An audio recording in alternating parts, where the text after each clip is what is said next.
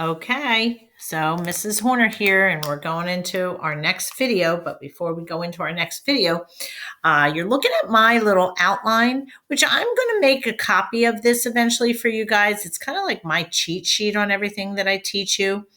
And to see where we've been, where we're going, what we've done. Obviously, our first video was on Roman numeral 1, A, B, C, D. I believe it went up to. Then our second video went through E, the functional groups, monomers, polymers, dehydration, synthesis, hydrolysis. And then we even talked about the hydrocarbons. Our third video was on carbohydrates, and we had a quiz 1, 2, and 3. And our last video was on the lipids, okay? The elements that make up lipids is still C, H, and O. Okay, I know you can't see this so well on here. You are going to get a copy of this. I promise you that. The purpose of lipids are for fuel again for the cells, but it's long-term stored fuel. It's not easy to get at fuel. It's not the fuel that your bodies would turn to first. Okay, so that's the purpose of lipids. And then we got into the structure and types. What you see underneath carbohydrates here, when we go from the simple to complex, we put glycosidic linkages in between the monosaccharides. And we talked about monosaccharides, disaccharides, polysaccharides. With lipids, we talk about fatty acids. And because fatty acids are already big enough, they don't really polymerize. But how do they form bigger molecules? Because fatty acids do form bigger molecules. The only bigger molecules that are out there that I kind of call the polymers of lipids are really the triglycerides, the phospholipids, waxes, and sterols.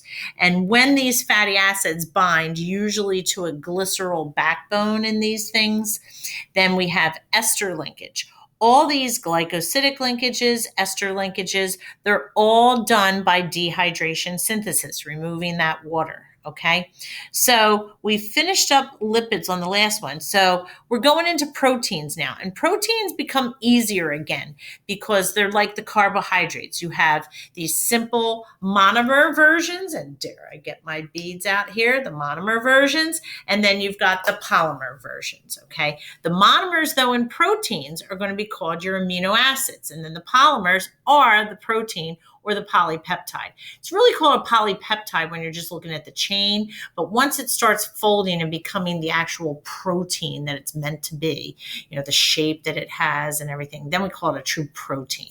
So we call amino acids polypeptides, and when the polypeptides fold up, then it's the proteins, okay?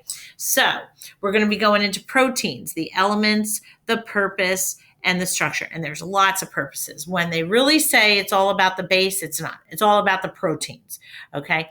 So in living organisms, it's all about the proteins. So we move on to the PowerPoint for proteins. So we can see that proteins account for more than 50% of the dry mass of most cells, because you all know that we're mostly made up of water, but what is all the other stuff? Most of it is proteins. So more than 50% of your body is protein if you took all the water out. Okay, and proteins, CHO is still there, so carbon, hydrogen, oxygen, but now we have nitrogen. Okay, and nitrogen's the new guy on the block, okay, or the new element on the block. Remember, carbs had just CHO, CHO, lipids had CHO, but proteins have CHON, okay? We can follow the production line. I always like to call it the production line of protein. If you were in my class years before, I always talked about how proteins are made like a production line. And I always used to show the I Love Lucy clip of her making candies, the old candy store thing. Some people remember the Drake and Josh sushi episode. Well, I always like to think of like the production line of protein kind of like that.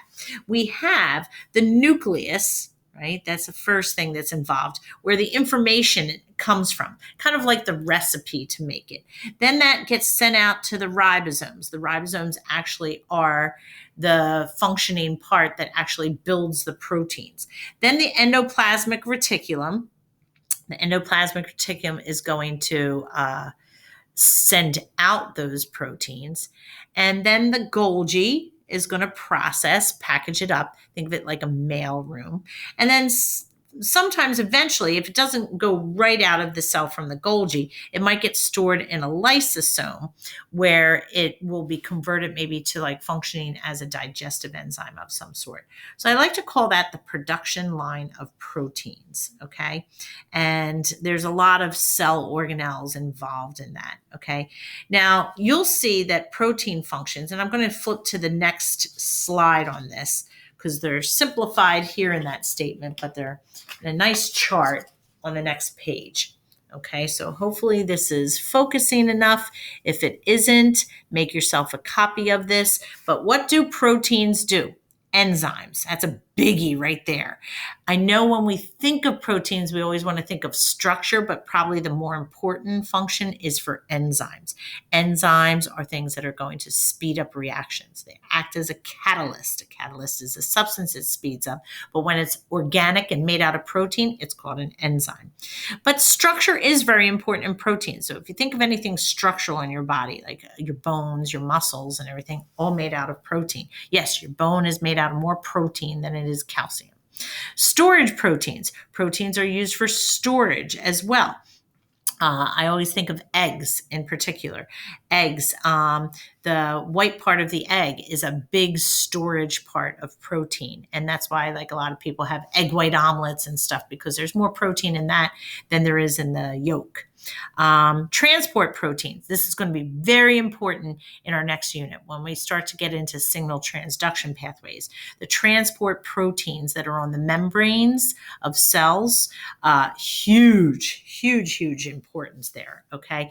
And a really big area, especially with this whole COVID thing. You know, it's all about like how these shapes fit in. Hormonal proteins are out there, like your insulin. Okay, that is a hormonal protein. A lot of hormones are steroidal, steroids, fat-based, but some of your proteins are, or some of your hormones are proteins. And usually if it's a hormone that ends in an IN, that's usually a protein hormone. And then receptor proteins, kind of along the same line as the transports. They're the ones that are going to be like the locks for the keys to enter. Contractile and motor proteins, that's what you really find in muscles. You know, when you eat pulled pork, all that stringy stuff is really like the contractile and motor proteins of the cow. Sorry to say that, but yeah, that stringy stuff is just strings of protein, microtubules, microfilaments. And finally, defensive proteins. So your antibodies are Y-shaped proteins in your body. So it really is all about protein in the body. Okay. So next one, the amino acid. This is the monomer version of proteins, okay? Polypeptides are the polymers. There are only 20 amino acids out there. You would never be expected to remember them all or memorize them all. That'd be just ridiculous. That'd be like memorizing the periodic chart, though it'd be a periodic chart of only 20 amino acids, which would be a lot easier. But anyway, what you do have to know about the amino acid is the general composition of an amino acid. And I like to think of it as you have this center carbon, and around it, there's like 4 spokes to this wheel. Okay. First, there's just a hydrogen on one of them. That's done. Then there's the amine group. Okay. We know our functional groups, N with 2 H's is an amine group, an amino group, whatever you want to say. And then there's that double bond O, not a carbonyl, because it also has a single bond OH here. So it's a carboxyl group. Okay. So you have the amine group, the carboxyl. Carboxyl always means acid. And since carboxyl means acid, hence the name amino acid.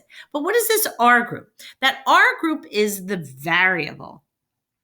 The variable. And that's what makes the 20 different amino acids different, okay? They all have this, this, and this.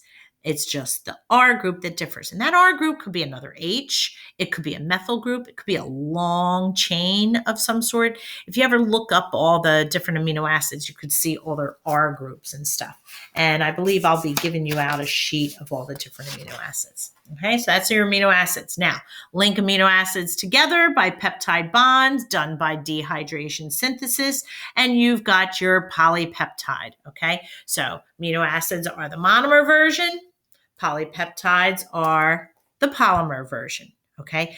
But that polypeptide can't become a true protein until it actually goes through a folding process. All right. This is just the primary structure. And that primary structure consists of the sequence of amino acids. So you might have lysine or glycine or alanine or phenylalanine or tryptophan or any of the 20 amino acids. You may have a whole bunch of them. Like this might be alanine, this is valine, and this is glycine, and this is glycine again, and back to alanine and valine, valine, valine, valine, valine. Okay, that sequence of amino acid is what's dictated by our DNA later on when we start getting into nucleic acids. That's what we call the primary structure.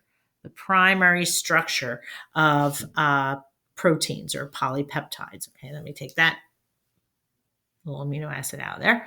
Okay, now the secondary structure. The secondary structure, and I think it's best if I almost move on to the next thing, but I just want to mention secondary structure is going to be either coils or folds.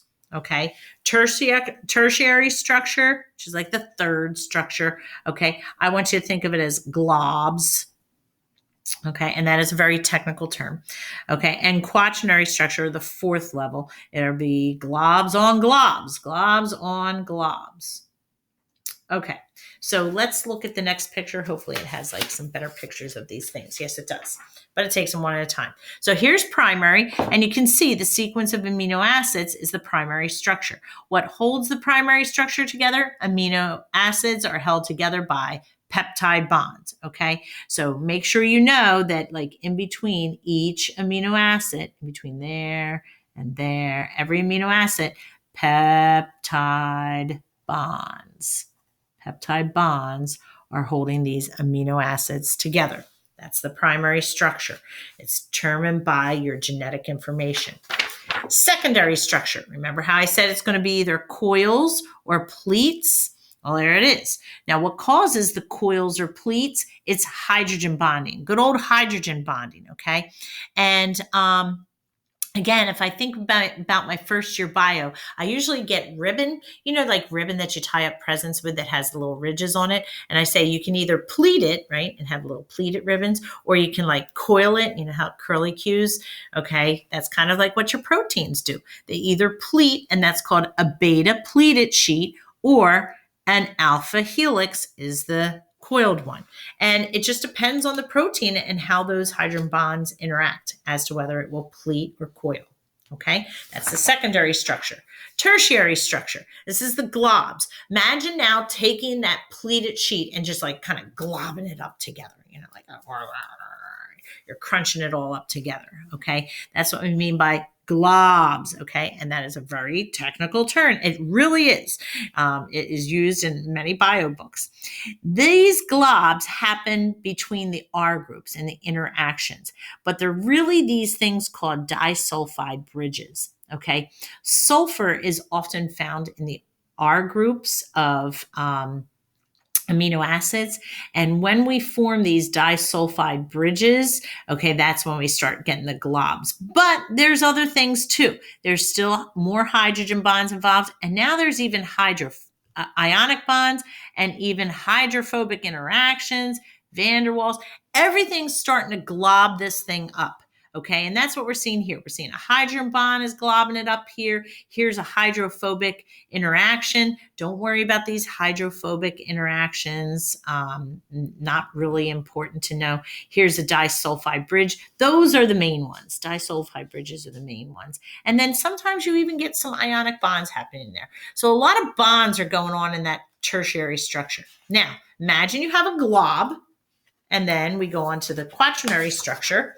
And imagine this is just one glob. See, there's some coils in there. There's some pleated, but it's all globbed together. Well, when you put a glob onto another glob, you start getting to the quaternary structure. Globs on globs, okay? Now, this gives your protein a very specific shape. And you know what I like to say all the time? Shape matters. So the shape of this is like a key, or it's like a lock, and it's only going to be fitting with certain things, all right? So that finishes up the proteins. Nucleic acids will come in the next video, and I'm just in time because I'm running out of time here. Bye-bye.